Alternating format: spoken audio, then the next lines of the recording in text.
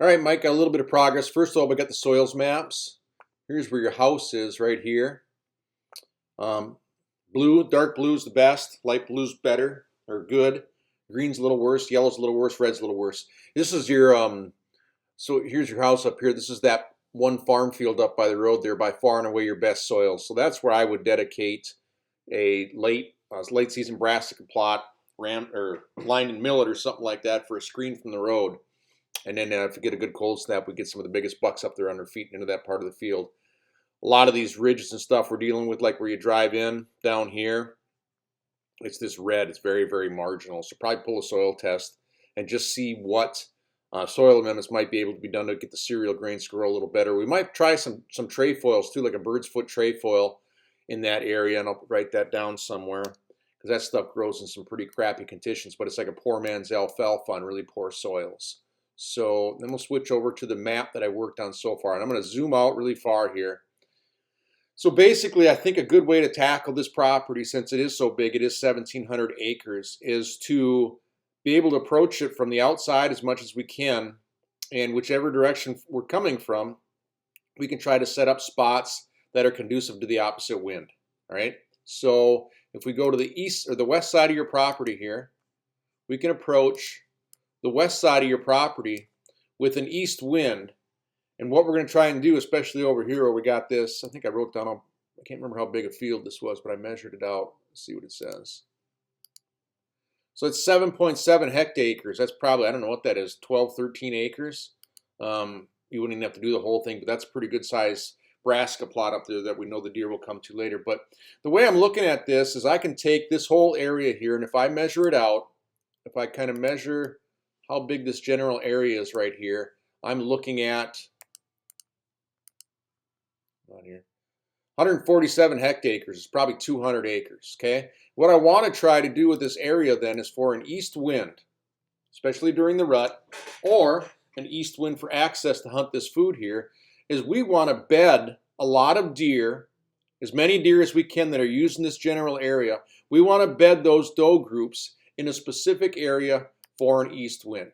So if I zoom in here a little bit, the way this is all set up is the doe groups are all going to be on the leeward side of slopes here in an east wind because that's where they naturally want to bed. So you can see this is a steep bank drop off here. This is the top, third of the way down. We're going to put doe beds, doe beds, doe beds, okay? Here's another steeper slope. Down on the other side, doe beds, doe beds, doe beds. Kind of a flat spot here, doe beds, doe beds. Another steep slope, leeward side, doe beds, doe beds, doe beds. Then we got some little rises here, and as long as we can't see them from the field, we'll put doe beds there. So what we're going to try and do is, the deer are really going to be there on an east wind, better there in an east wind. So when we got cruising bucks during the rut, what we do is we take these trails, here this red trail is a deer sidewalk, 30-inch wide trail. You don't have to make a trail so much by perpendicular trees as just make sure the bucks have an easy place to walk when they're cruising downwind of these doe bedding areas. Because if they know the does like to spend time there, they will cruise downwind of these areas when they're on their feet on these 200 acres, and we should be able to squish them down to this little 15-acre piece here during daylight movement if we can get the bulk of the does in there. So some things we can work on is go back to the satellite shot. When we have all these standing trees in here, we're going to try to create some horizontal cover for those deer. So we're going to knock some trees down flat on the ground. We're going to hinge some halfway up so they got some overhead cover. We might tip over a few cedars. One thing that we can really do that will probably work good out here, if you're so motivated to do it, and it's kind of the nth step, is if we take some of these spots that are on the backs of these steep hills, and if there aren't any flat spots, if we go in and create some flat spots with the tractor, with a backhoe or a dozer or whatever we got, they don't have to be very big.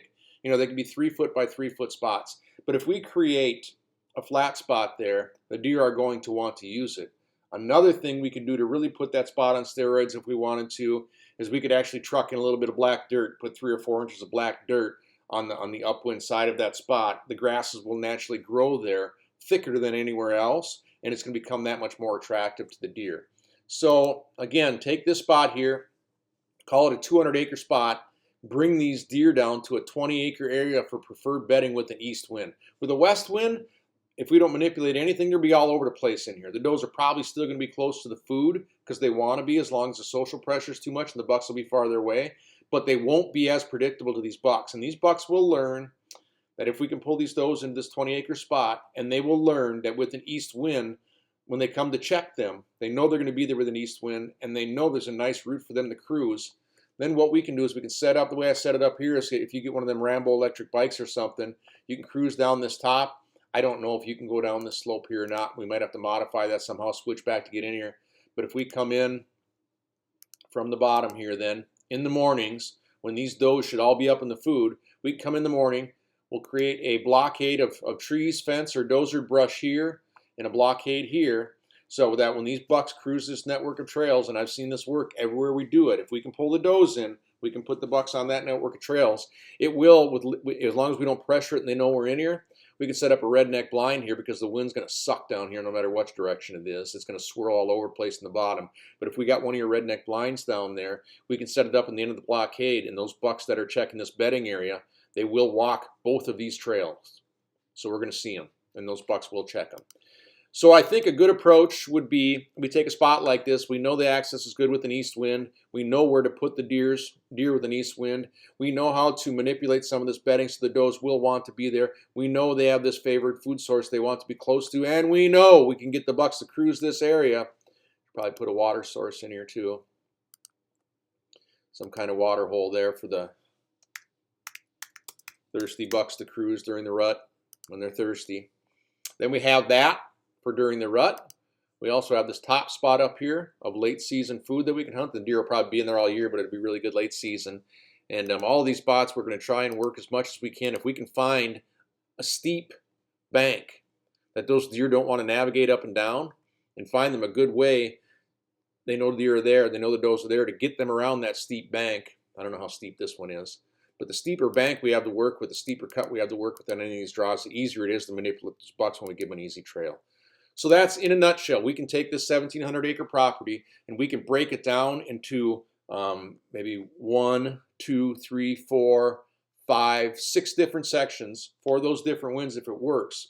Find out what works the best, find out how effective it is without having to manipulate the whole property, and then making these changes so that when the bucks are cruising, we can put them on the X, and we know these does, when they want to bed close to the food, since our east wind is best to access this plot, as long as we put that bedding down low enough where those deer can't see us crawl into this redneck blind up above this millet, then we'll have good access in and out. So this blind should only be about 4 foot off the ground. So if the millet's 4 or 5, if it gets 4 or 5 feet tall, when we climb in and out of this blind, the deer that are out in the field can't really see us. We don't spook them. So that's how I think we could attack this property. I think we should just do one area the first year, monitor it really heavy with the trail cameras to make sure A, the doe are using those spots, and B, that the bucks are cruising through those spots where we want them to be. And you got enough trail cameras, you can pick that apart really easy.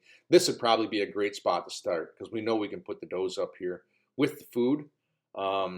So unless you have an idea on a different part of the property where it might work better, I think we should review this spot here a little harder.